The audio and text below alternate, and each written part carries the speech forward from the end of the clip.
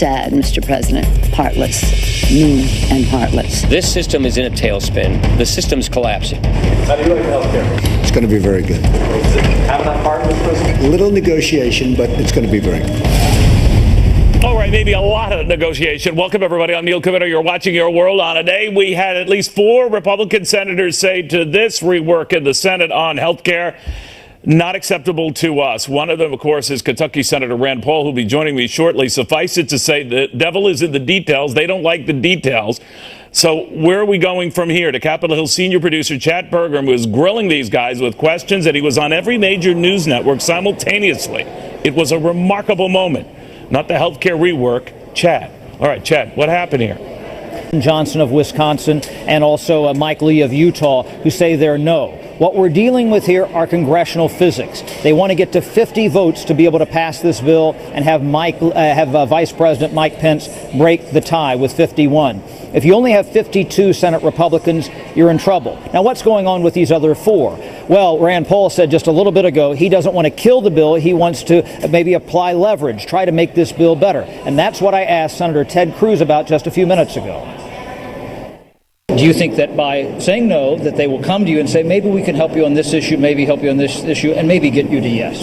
You know, I have been clear from day one that I want to get to yes. When I ran for Senate, I campaigned on repealing Obamacare. It was the central promise of the campaign. In my time in the Senate, nobody has fought harder against Obamacare than I have. This matters. We've got to do it, but we've also got to get it right.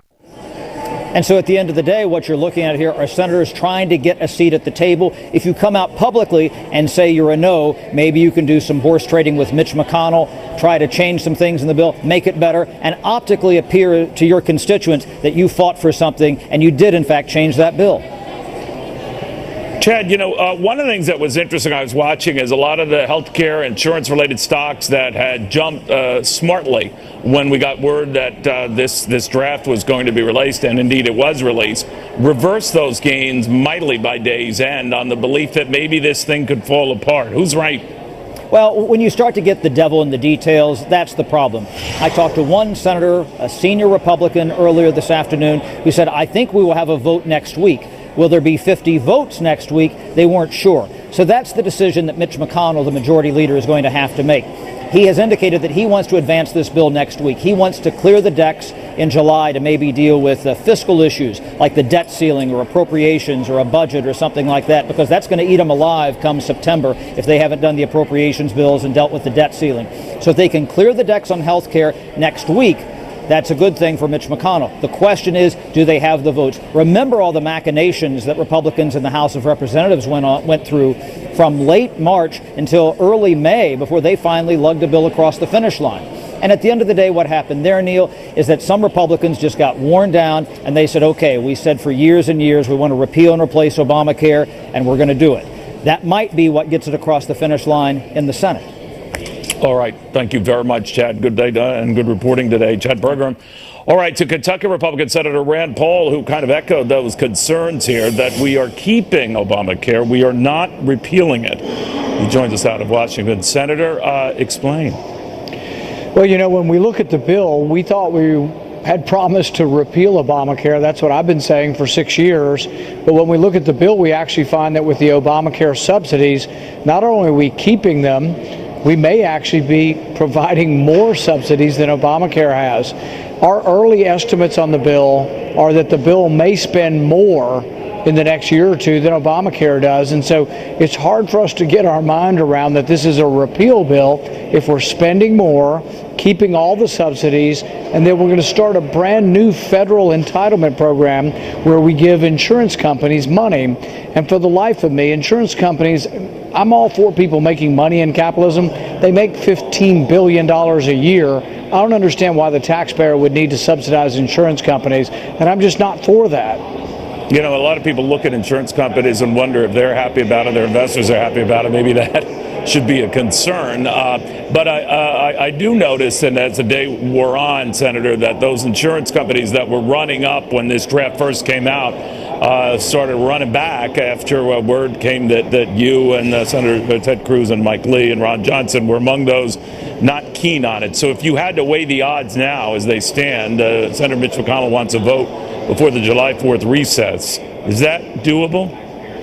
It could still happen if the people who wrote the bill are willing to negotiate. Conservatives want a repeal bill. I want a bill that looks like, feels like, and is a repeal bill.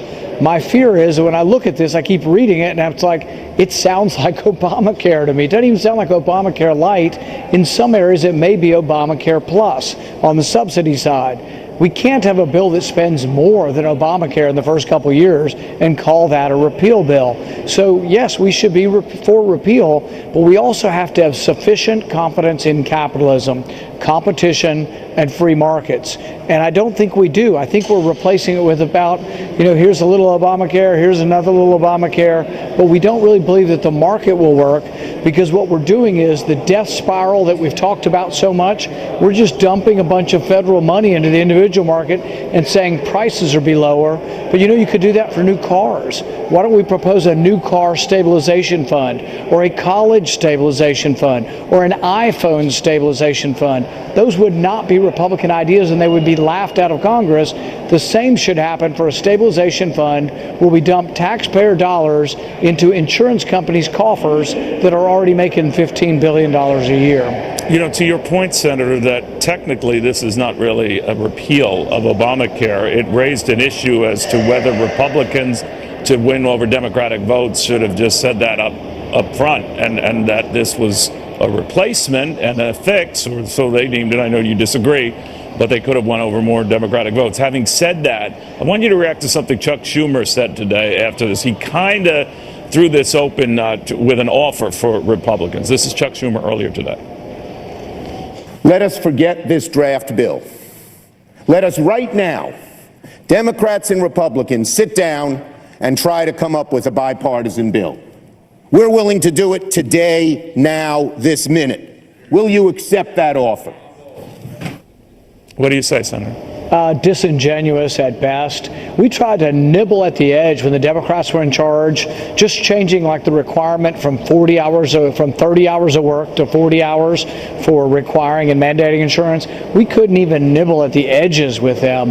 They're not for repealing any regulations. They're not for repealing any Obamacare taxes. So no, they don't want to work on this. I think that's rhetoric and not really serious. All right, where do we go now? If, let's say, there's not much of agreement or progress made in the next week, then obviously this goes into August, right? Well, what I would hope is, meet in August. My hope is that the four of us who have announced our opposition will be invited to sit down with the people who wrote the bill, leadership, and say, what will it take to get you guys behind the bill? If they're willing to do that, and they're honestly willing to make this look more like a repeal bill, not just look, but actually be more of a repeal bill, I think we've got a chance. But all we have seen is the House bill, they kept plussing up with more money. So they sprinkled money on top of the House bill to encourage more people to be on it. But allowing Medicaid expansion to go on and on and on and on and on, and then repealing the taxes that actually paid for it, doesn't make any economic sense. So everybody wants to get rid of the taxes, but they're wanting to let the expenditures go on, which there's no way that ends up being or making any sense with regard to the debt or not adding new debt. Senator, I'm just wondering, everyone loves the goodies, the coverage for pre-existing conditions, maybe, depending on how you feel about your kid or kids, keeping them on your insurance policy a little longer. They don't like having to pay for it. A lot of the taxes that went along with Obamacare, most are not part of this, but as you say, there is this $50 billion upfront money that I don't know the source of that, but there is another way to put some money for it. But should Republicans go back to their original position, which was this is not the government's job, period?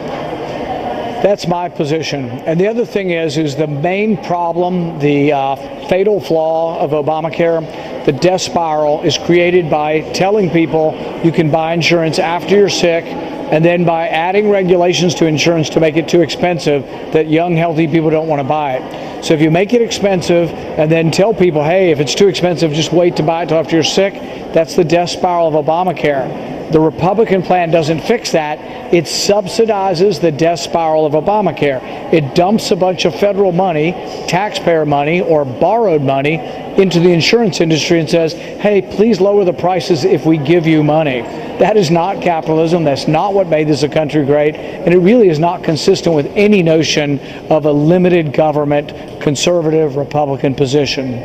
But it does seem to be closer to President Trump's position. Do you risk enticing his wrath here? I don't think this is President Trump's bill. I talked to him earlier in the week. He wants something done like so many of us want done, but he and I ran on a similar proposition, and that was repealing Obamacare. So I think he wants it repealed, and I think my preference, and I can't speak for the president, but that replacement would involve allowing more of the marketplace to work, legalizing competition, expanding health savings accounts. Right. Now, the bill does one good thing. It does allow the co-ops I've been talking about across state lines and expansion of co-ops. That I'm for, and that's the real answer. Instead of plowing federal money in, let's have sufficient confidence that people could buy their insurance through an association. The reason why I mention all of this is there's great impatience and a feeling of rush that Republicans need a legislative win for the president and the president for Congress. And this was the means by which you got to health care reform. This was the means by which you got to those tax cuts and the big reform there. If you are at loggerheads on this thing, do you or would you recommend putting it aside, proceed to the tax cuts, or is it too late now, too far along? I think we will get to the tax cuts. I'm all for them. I want a tax cut bill in the fall, not just sort of a tax shifting bill or a revenue neutral bill. I want a tax cut. But I think we'll find more agreement on that. Do I want to skip health care? No, because if we skip it, we're probably never coming back to it. There's $1 trillion of taxes we can cut out of Obamacare. Let's just be wise and not just cut taxes and keep the spending. If we're going to cut taxes, let's also cut the spending. All right, so you want to get this done before you address that. I noticed you said about the tax cuts that they shouldn't necessarily be revenue neutral and all of that. There are others who are arguing that in the scheme of things they should be. You feel that would be limiting. Could you explain that? Well, if you really want to grow the economy, you have to leave more money in the economy. If it's revenue neutral, that means half of the people in the country will get a tax increase and half will get a tax reduction. But if it's revenue neutral, it can go by this budget reconciliation measure. It's a simple majority of votes, right? Yeah, you can still pass it by a simple majority, but it's only good for 10 years. Right. The Bush tax cuts were good for 10 years, and guess what? Even some Democrats were hesitant to take them away at the end, so we lost a little bit of them, but I think 99% of the Bush tax cuts were kept. I would say if we can get the corporate rate down to 15 for 10 years, if we see an economic boom, voters will reward those who created the economic boom. So you'd be okay with that? You'd rather something Absolutely. rather than nothing on that, right? We need a real tax cut. When Reagan did a real tax cut, rates went from 70 to 50, 50 to 28. That was a huge tax cut, and we got huge growth, I think, for many decades based on the Reagan tax cuts. All right, real quickly then, Senator, is it your sense that if, for example, you don't get this done, either on the health care or the tax, that you can kiss Republicans' chances goodbye next year? I'm actually the opposite. I think if we pass something and promise people we've fixed everything and insurance rates are going to go down, and come next year, Obamacare death spiral still exists, I think that's a lot worse than doing nothing. Obamacare is an absolute and utter disaster. The insurance markets are unraveling because of government intervention. We shouldn't try to fix government intervention with more intervention. The stabilization fund, a new federal fund to dump money into the insurance companies, is more of the same philosophy that got us in this problem in the first place. All right, Senator Rand Paul, thank you for taking the time. Let's see how this goes. Senator Rand Paul in our nation's capital, joining 3 other Republican senators who are not keen on this and will not support this. So what happens after this? We're on top of that, and on top of House Democrats, some of whom are getting very nervous about Nancy Pelosi being their leader, especially after that Georgia loss. Why some are saying enough is enough.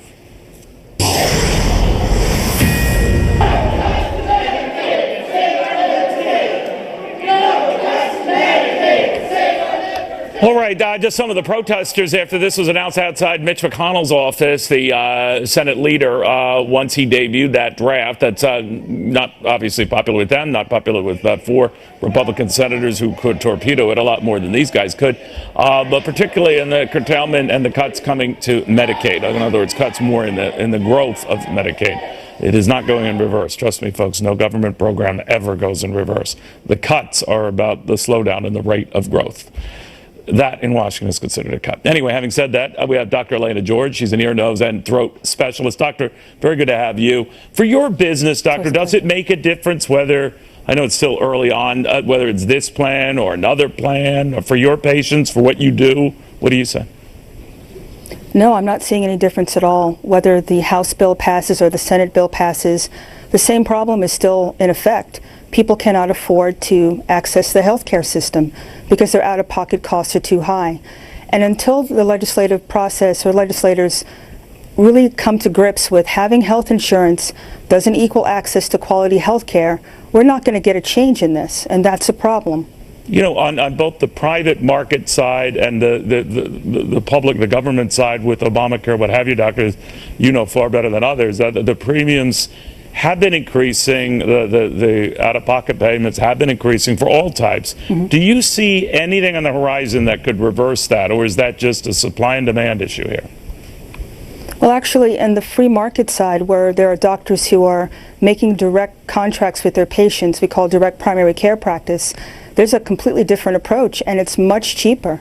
We're in a position now in our country where it's cheaper to access health care if you pay out of pocket than it is to use your health insurance card. And that's the major problem. There are inflated costs, there's no price transparency, nobody knows what the cost of anything is, and I think patients need to be empowered to become consumers so they can make conscious choices. And if patients know what the true cost of something is, that's going to be the most important weapon that they have, everybody has, to bring the cost of healthcare down. Now, normally insurance companies, whether they're part of these exchanges, and very few are these days, as you know, doctor, or part in the private marketplace, one of the things that they argue is you charge for risk. If there's a greater risk or your responsibilities are greater, covering pre-existing conditions, keeping kids on policy law, trying to police how you do your business. Doctor, scary stuff. Thank you very, very much. I appreciate you taking the time. My pleasure. All right, Nancy Pelosi is under fire. A lot of people within her own party saying, you know, you've been around a long time. Thank you, but no thank you. Please go. How bad is this getting? After this. We need a winning strategy. And I think the first step to getting to a winning strategy is a change in leadership. We're going to regain the majority in 2018. We have to have new leadership. You see these commercials that tie these candidates to Leader Pelosi week in and week out in the last several months. That still moves the needle. All right, it's not exactly a wave, but it's the beginning of something. Disgruntled Democrats are questioning how it is the party could be now 0 for 4 in some of these contests, these special elections, especially that Georgia one. They poured in more than $30 million and come up bogus. Now, they did improve numbers that they were registering in the fall, but of course, it's the other side that won, Republicans. So thehill.com's Judy Kurtz. Judy, what do you make of this? I don't know whether it's a tempest in a teapot or there's more to it. What do you think? Maybe a ripple. You mentioned a wave. Maybe a ripple at this point. It is pretty remarkable, Neil, when you think about it, that some Democrats are now targeting a San Francisco liberal, the embodiment of a San Francisco liberal, and Nancy Pelosi. But that does seem to be happening. I think the question for Democrats here is really if the minority leader is someone who's been around Congress for 30 years, is someone with the new ideas, is someone who can bring new ideas to the table, be the party of new ideas when she's been around forever. Is she past her sell-by date at this point? I like that. Well, one thing she said, this is actually a pretty revealing comment where Nancy Pelosi said, I respect any opinion that my members have, but my decision about how long I stay is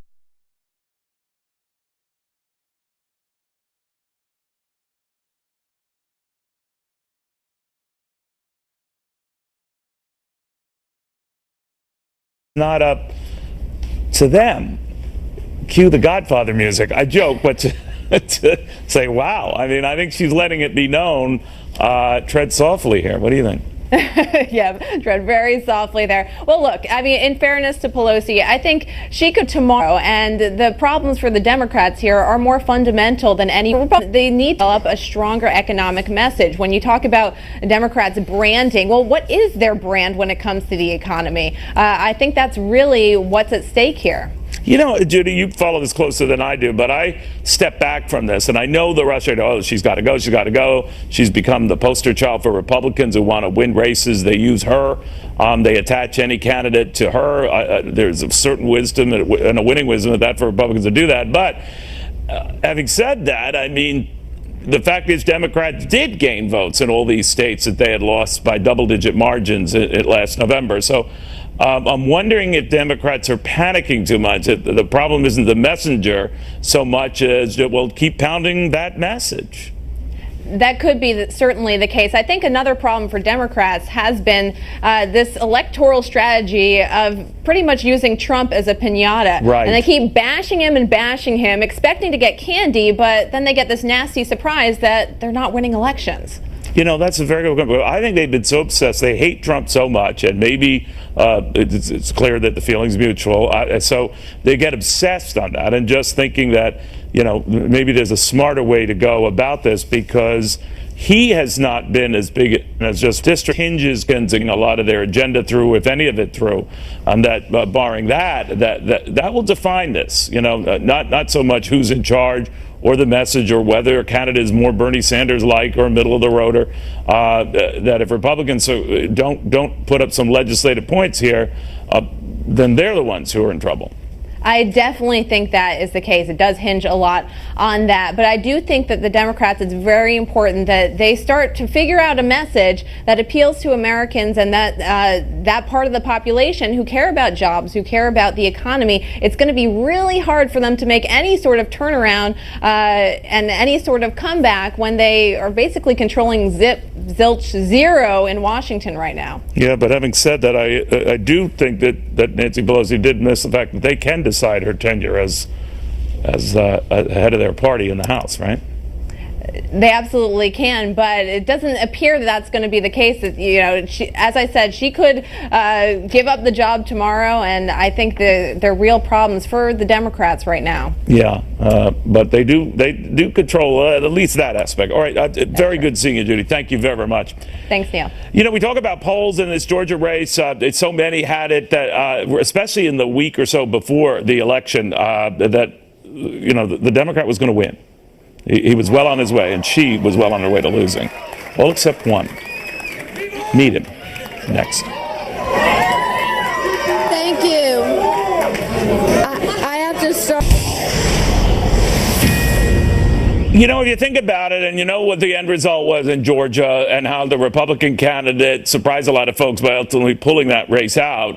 But the fact of the matter is, most of the polls that were taken right prior to that had a sudden momentum flip to John Ossoff, that he was going to edge it out. And some have him up by, as you saw there, about 7 points. But bottom line, he was favored in this late surge, and not her, except this last one. This last one had it right, almost to the 0.1%. The man behind that poll, the GOP pollster, Trafalgar Group senior strategist, Robert Cahaly. Robert, good to have you. Good to be here. What did you see that all those other polls were missing? Well, I think it starts with an understanding that, you know, as campaigns modernize, polling needs to modernize as well. We've seen too many changes, and it's not keeping up. I mean, a lot of folks are out there, and they're polling as if it were the 1990s. I mean, things have changed. People don't, necessarily have home phones. What does that mean, Robert? What do you do differently or poll differently than they? Well, I think there are four main factors that should be affecting your polling if you're going to keep up. First, recognizing that phone interviews alone aren't going to do the trick. You've got to pay attention to social media. You've got to really dig into it and look at what's being said on the ground in the district, and spend some time talking to folks in the district, real folks on the ground in the district. Two, your list. So often, your poll is only as good as your data. And today, it seems to me, if you're going to be a good pollster, you have to be good at data analytics. You have to decide, which people you're going to call, who are going to be your likely voters. Third is surveys. These surveys, the old-fashioned 5-10 minute surveys, just aren't going to work. Who has that kind of time? The average person needs a quick survey. The data can tell you all the demographics you would have had to ask them anyway.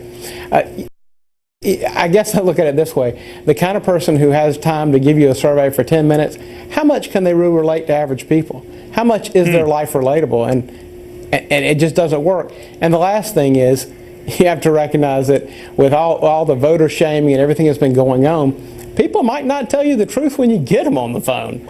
And so you have to work around that, and that comes down to some of the personal interviews you do on the street and getting it the right way to ask the questions, and then being a little more clever to try to figure out what people really think versus what they're just going to say straight off. Robert, do you think the same applies to the numbers that Donald Trump is getting? I mean, you have very low approval numbers. He says they're much higher. Rasmussen has them up at a higher approval level than all these other surveys. I don't know who's right, but is his support, are his positives being underrepresented? Yeah, well, first of all, I think you have a fundamental flaw that nobody seems to want to talk about. We spend all this time in doing all these polls in election year, and we're calling voters. And then all of a sudden the election's over, and we start calling everyone. No voter list to back it up, and it's just the general public. It's really silly to let opinions of people who don't even bother to vote so skew these results. So I thought they had tried to adjust for that by going to likely voters or voters. You say they still are not doing that. Yeah, a lot of these opinion polls are saying this average people. I was in a debate about this a few months ago, and they're saying, well, you're leaving these people out. And I'm like, hey, guess what? If you want to be included, why don't you vote? You have to have something to underpin your survey, something that shows that they're involved. So we see a difference when we actually poll people who participate, and also when you're doing some of those surveys, you're not necessarily calling people that aren't even necessarily citizens. I think it's very important to focus polling on people that are the ones who participate in elections. Real quickly then, Rob, do you think that Republican support then is under, or is there a factor by which you add because it's understated? Oh, absolutely. I don't think it's Republican support so much. I think it's support for this president, and I think you see that in a lot of these. I always say it's like having a 5-person family. It doesn't really matter what the kids want. Mom and Dad decide what we have for dinner. That's very well put. Well, congratulations to you, Robert. It's an interesting and common sense methodology.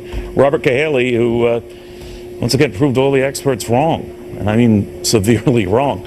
All right, when we come back here, American student Otto were laid to rest today. All of this at the same time, tensions between the U.S. and North Korea are increasing. North Korea just did something today to sort of rub it in our nose after this.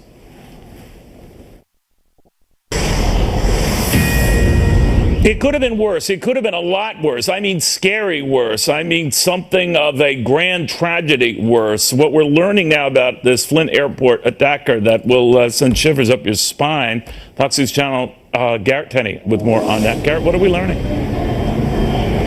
Well, Neil, Bishop International Airport is beginning to return to normal operations, but we are learning more about the alleged attacker, Amor Fatoui. Investigators believe at this point that he was self-radicalized and was a lone wolf attacker. This past hour, the FBI said that the 49-year-old was not on the radar of U.S. or Canadian law enforcement agencies prior to this attack.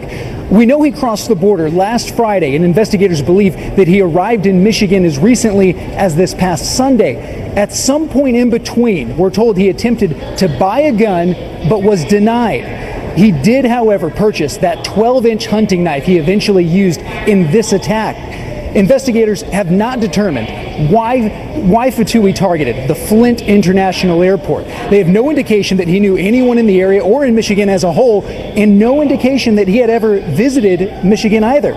We do know that Canadian authorities conducted a raid at Fatoui's home in Montreal yesterday evening, and the FBI said this afternoon that they are still waiting to find out what evidence they found. The FBI is stressing, though, Neil, this is very much an ongoing investigation, and says they have a lot of evidence that they still need to go through as they work to determine the motives behind this attack and to ensure that no one else was in fact involved. Neil?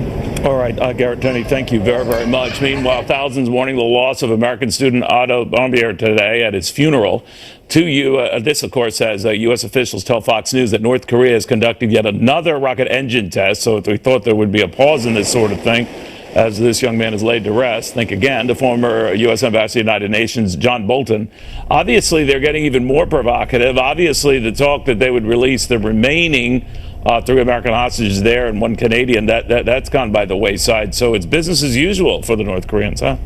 I would think so. And, it raises the question why they finally decided to release Otto Warmbier just days before he died. Perhaps the family pulled off the life support equipment, but perhaps the North Koreans realized that he was about to die and they figured they'd better get him in the custody of his parents rather than have him die in North Korea. This is a brutal, barbaric regime. It's pursuing deliverable nuclear weapons. It has what we believe are extensive supplies of chemical and biological weapons, and their behavior has not changed, not through sanctions, not through diplomacy, not through anything we've tried for 25 years. And guess what? It's not going to change. The way to solve the North Korean problem is to end the regime.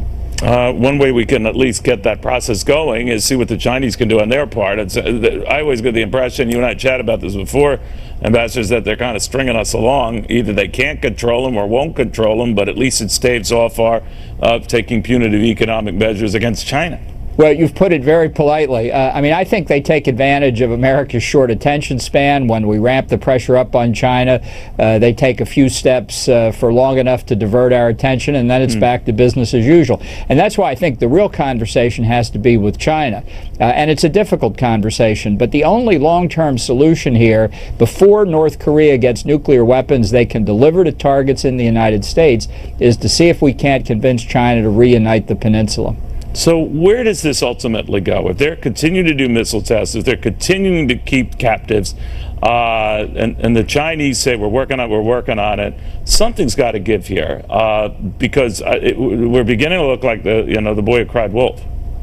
Well, look, we've tried both negotiation and coercion through sanctions on North Korea for 25 years to get them to stop the nuclear program. It's failed for 25 years. There's no reason to believe that more of the same in year 26 is going to produce a different result. That's why it's so dangerous now, because of the widespread opinion. They're very close to getting this capability to hit us, and it's going to put a president of the United States in a very difficult position if the North does have this capability. And they put a rocket on a launch pad, or are we just going to let it take off and hope it's not aimed at us or not aimed at Japan?